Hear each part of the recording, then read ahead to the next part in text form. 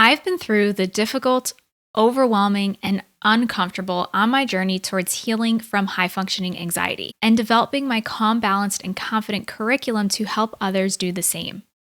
If I could go back and speak to my past self, there are a few things I wish I learned earlier to make things easier. Now, I'm not the type of person to live in regrets or what ifs, so I wouldn't actually want to go back and change these things because I know that I learned a lot from these difficult experiences. But these are just some things that I learned after years of struggling that I think you can benefit from knowing. In this episode, I'll be sharing 5 things I wish I learned earlier about high functioning anxiety. This is episode number 70, 5 things I wished I learned earlier about high functioning anxiety. Welcome to Calmly Coping. My name is Tati and I am a licensed therapist and coach specializing in high functioning anxiety. I help high achievers overcome high functioning anxiety so they can finally stop overthinking everything. If this topic resonates with you, then please like this video, subscribe, and hit the notification bell for updates so you can be notified whenever I release a new episode. Thank you so much for tuning in. So, thing number 1 that I wish I learned earlier about high functioning anxiety is that high functioning anxiety is not a weakness or a character flaw. Once I began to accept myself as I am, rather than trying to reject my anxiety, things became easier and I learned how to work with my preferences and triggers rather than fighting against them and myself. Thing number 2 is that your thoughts create most of your suffering, and it was the same for me. I know many people have the belief that mental health struggles such as anxiety and depression are just biological and that's that. And that's part of it, but when I started studying to be a therapist and learned CBT and mindfulness, I realized that it's not just a chemical disorder, but that many people have learned unhelpful negative ways of thinking that contribute to and worsen anxiety. When you can change your thoughts, you can change your perception, and as a result, decrease anxiety and improve your mood. I want to take a quick break to talk about something exciting. So I'm going to be opening the doors for my signature program, Calm, Balanced, and Confident, in mid-November. Calm, Balanced, and Confident is the complete program to help high achievers with high-functioning anxiety become more calm, balanced, and confident so they can finally stop overthinking everything.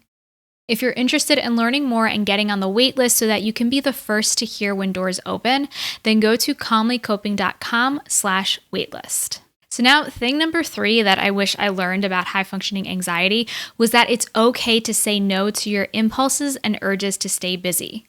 I remember when I was younger having a conversation with one of my friends regarding whether the meaning of life was all about doing or being. We were convinced that it was one or the other, and I thought it was all about doing. In fact, I couldn't conceive that being was actually living. Whereas my friend thought the opposite. He was all about being. And the difference is that, both can coexist. And when you're in a place of struggling with high functioning anxiety, then it's really easy to focus on doing and busyness.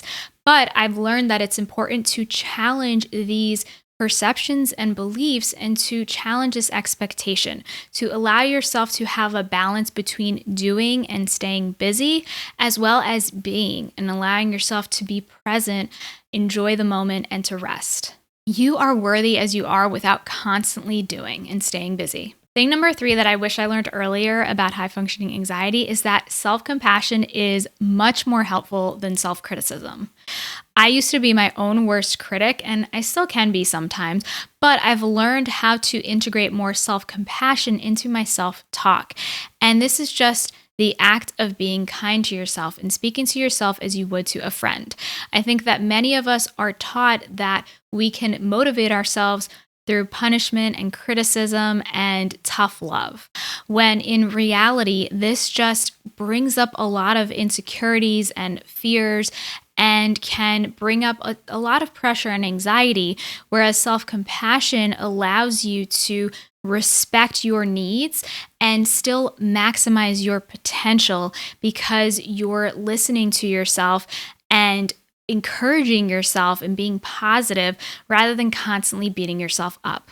Thing number 5 that I wish I learned sooner about high functioning anxiety is that it gets better. You're not doomed to feel this way forever, and sometimes it's necessary to go through really difficult and uncomfortable times to realize the growth you've gone through afterwards. Growth isn't linear, and the small steps that you take forward every day make a big difference in the long run. So I promise, if you're listening to this episode and if you're taking steps to work on your mental health and self-improvement, then you're on the right track.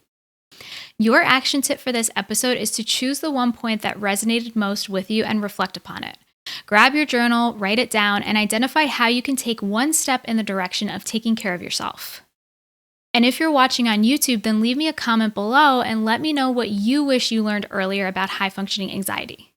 And if you're listening to the podcast, then please leave me a review on iTunes, letting me know your thoughts because it really helps me out. While you wait for next week's episode, I have other episodes about decreasing anxiety, adopting a healthy mindset, and managing your time and energy. So you can check out these episodes here. Thanks so much for tuning in today, and until next time, be calm.